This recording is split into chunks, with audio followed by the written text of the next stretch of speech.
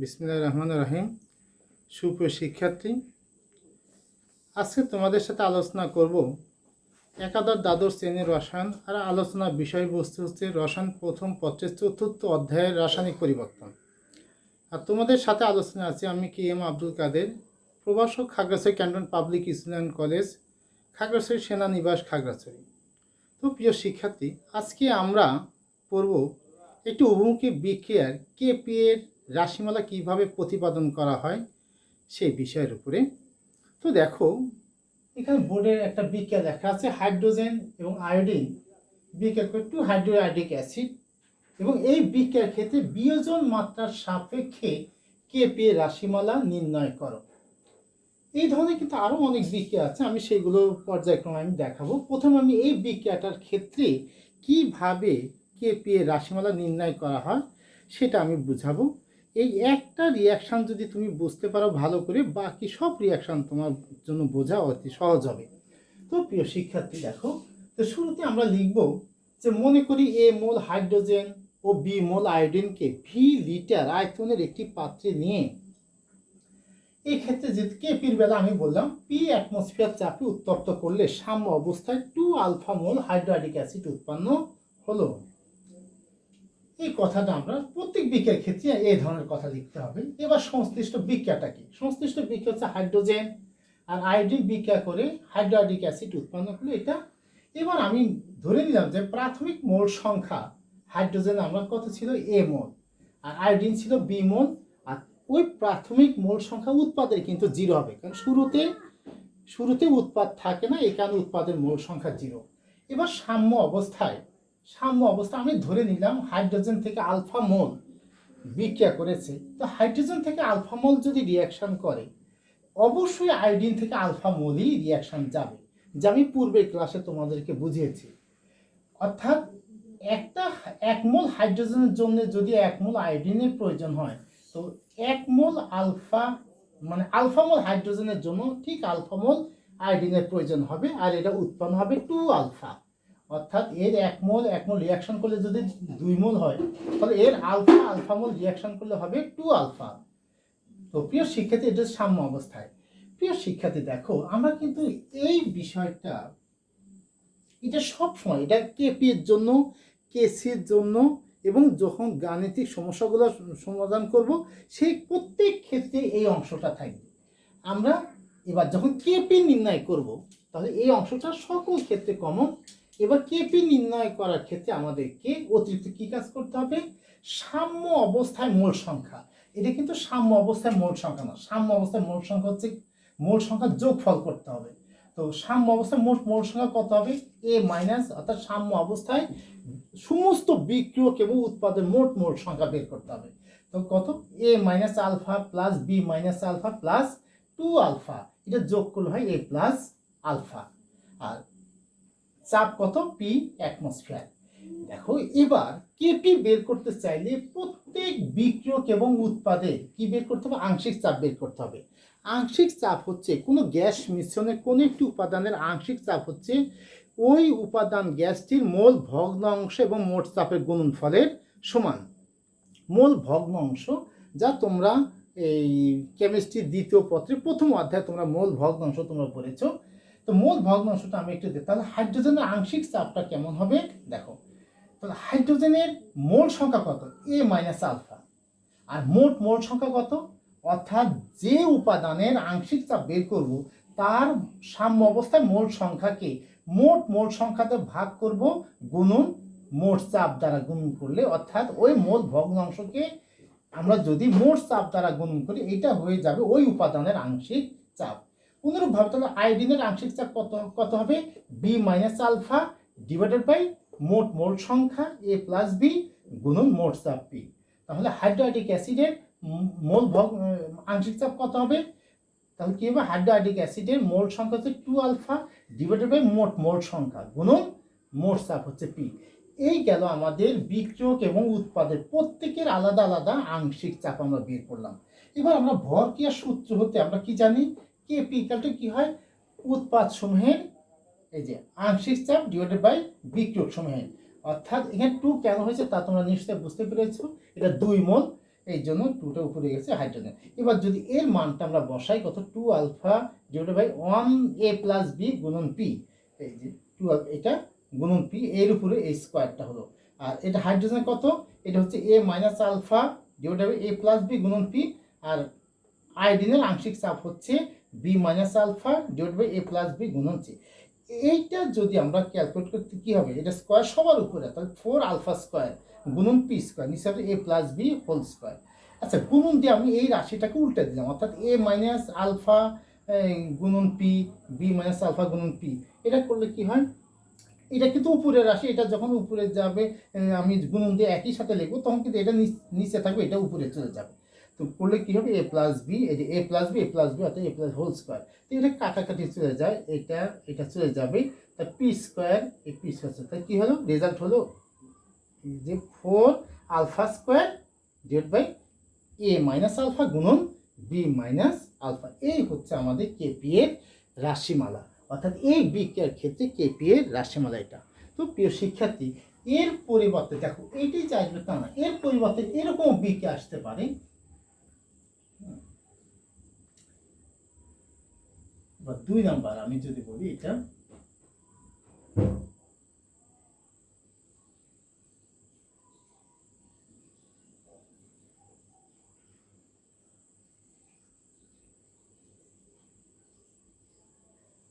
এরকম একটা বিক্রিয়া আসলো। তো প্রিয় শিক্ষার্থী, ধরো এই বিক্রিয়াটার ক্ষেত্রে বললো যে এই বিক্রিয়াটির জন্য বিয়োজন মাত্রার সাপেক্ষে কেপি এর রাশিমালা প্রতিপাদন করো। দেখো এই ক্ষেত্রে যে আমি মনে করি এ মোল, এবার কি লিখবো, এ মোল আমি হাইড্রোয়াইডিক অ্যাসিড, এরকম বলতে পারি, এ মোল হাইড্রোয়াইডিক অ্যাসিড কে আমরা কি করলাম, ভি লিটার আয়তনের একটি পাত্রে নিয়ে পি চাপে উত্তপ্ত করলাম, তারপর সাম্য, অর্থাৎ এই ইটা আমি এখানে লিখে দিই, তোমরা এইরকম ভাষাটাই শুধু এখানে বলতে হয়, আর কিছু না। আমি এখানে দেখো চেঞ্জ করে দিচ্ছি এটা। এখানে আমাদের বিক্রিয়ক হচ্ছে হাইড্রোআইডিক অ্যাসিড, হাইড্রোআইডিক অ্যাসিড,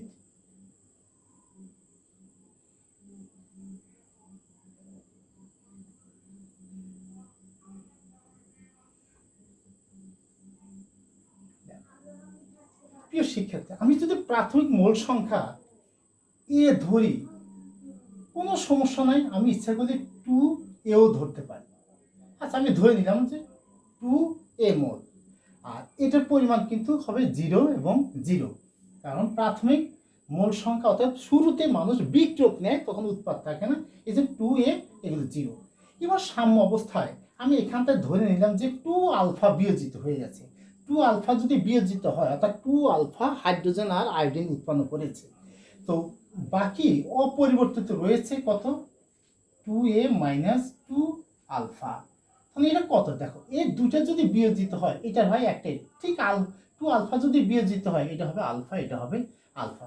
তো প্রিয় শিক্ষার্থী, এবং কেউ যদি মনে করে যে না আমি এখান থেকে শুধু আলফা ধরবো, আলফা বিয়োজিত হয়, দেখো আচ্ছা এটা শেষ করি, তাহলে এইটা যদি হলো, এবার আমাদের মোট মোল সংখ্যা কত হবে, মোট মোল সংখ্যা হবে এটা কত, 2a মাইনাস 2 আলফা, এখানে আলফা প্লাস আলফা, অর্থাৎ এটা হবে 2a।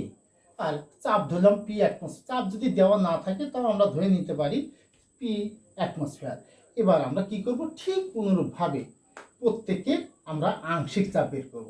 কারণ হাইড্রোআইডিক অ্যাসিডের আংশিক চাপটা কেমন হবে, হাইড্রোআইডিক অ্যাসিডের আংশিক, অর্থাৎ তার সাম্য অবস্থায় এই যে মোল সংখ্যা ডিভাইডেড বাই মোট মোল সংখ্যা গুণন পি, হাইড্রোজেন হবে কি আলফা ডিভাইডেড বাই 2a গুণন পি, এটা হবে।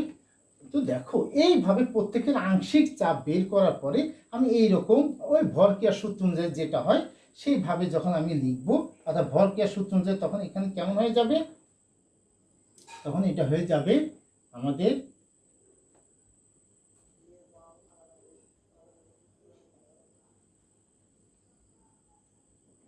অর্থাৎ সেই মানগুলো আমি যদি এখানে বসা দিই তখন আমাদের হয়, অর্থাৎ আমি যদি এখানেই যদি সেটা লেখার চেষ্টা করি, দেখো আমি একটু চেঞ্জ না করে যদি লিখি, এটা হবে হাইড্রোআইডিক অ্যাসিডের বেলা হবে 2a minus 2 alpha divided by হচ্ছে 2a গুণন পি, হাইড্রোজেনের হবে আলফা ডিভাইডেড বাই 2a গুণন পি, আয়োডিনের বেলা হবে আলফা ডিভাইডেড বাই 2a গুণন পি। অর্থাৎ এই মানগুলো আমি এখানে বসালে আমি একটা রেজাল্ট পেয়ে যাব, একটা রেজাল্ট ক্যালকুলেশন।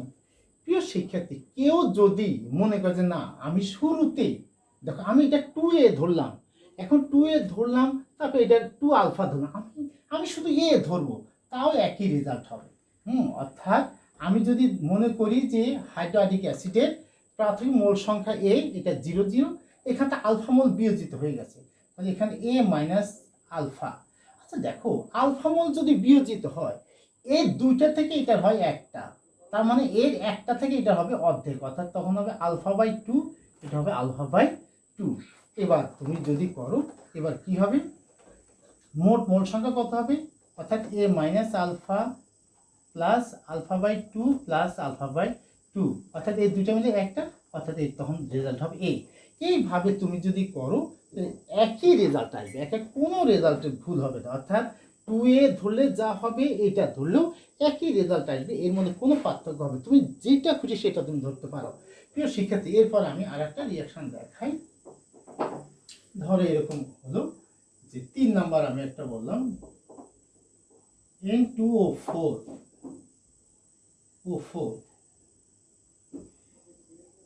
2NO2।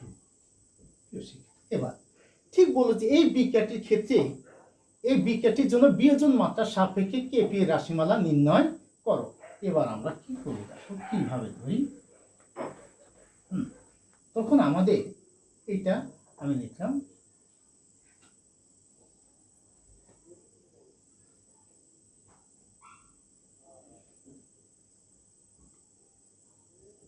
শুরুতে, দেখো আমি এটা এটা 1 ধরতে পারি, এ ধরতে পারি, কোনো সমস্যা নাই, তাহলে এটা হবে তখন 0।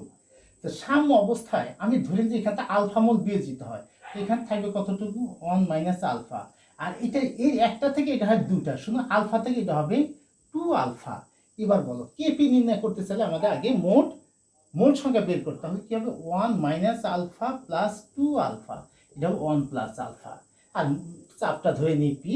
এইভাবে এবার আমি কি বের করব, এবার আমি বের করব এইগুলো,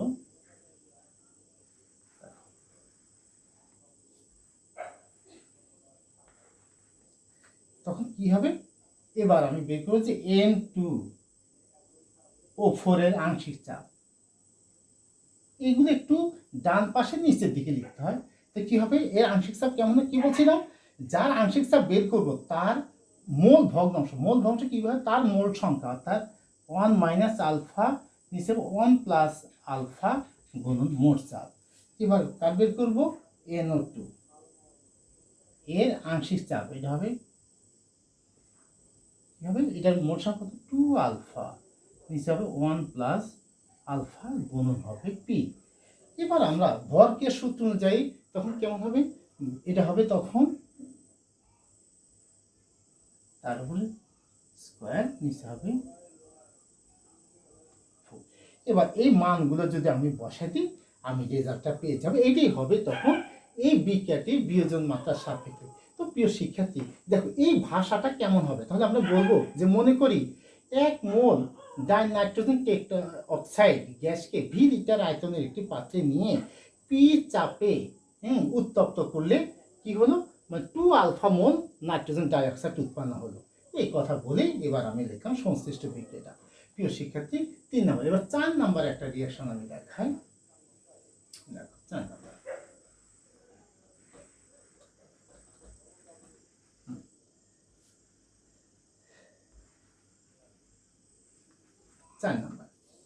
এবার ধরো আমি বললাম যে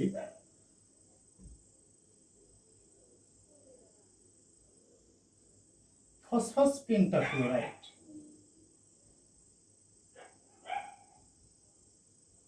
এটা তো শুরুতে আমি এবার সংশ্লিষ্ট বিক্রিয়াটা যদি লিখি,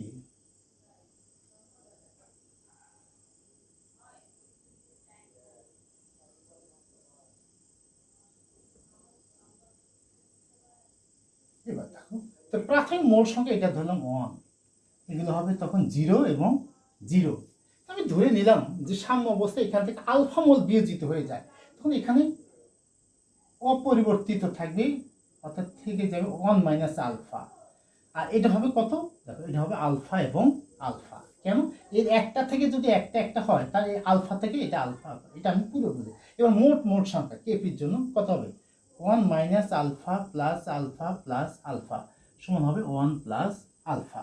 আর চাপটা পি ধরে নেবে। এবার আমি বের করব যে PCl5 এর আংশিক চাপ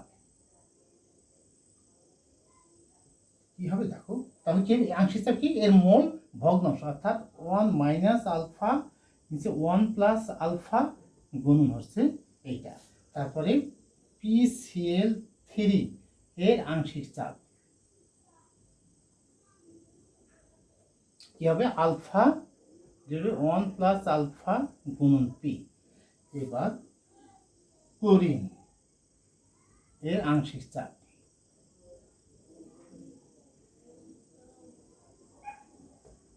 প্রিয় শিক্ষার্থী, এবার কেপিটা কেমন হবে? কেপি অর্থাৎ ভরকে সূত্র মতো আমরা কি লিখবো? যে কেপি ইকুয়াল টু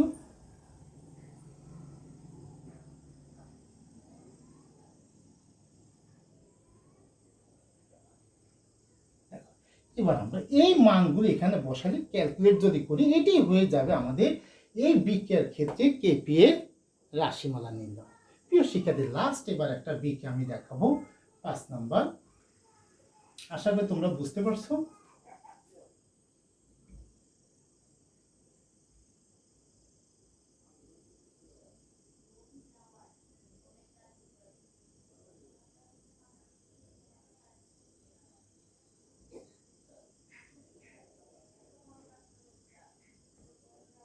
প্রত্যেকের পাশে জি লেখা থাকে, গ্যাস।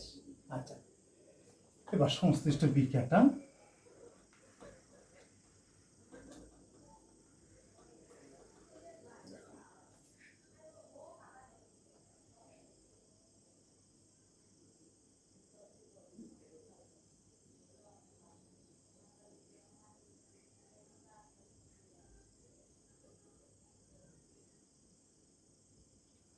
এবার শুরুতে মোল সংখ্যা এটা ধরলাম 1, এটা ধরলাম 3, এটা 0।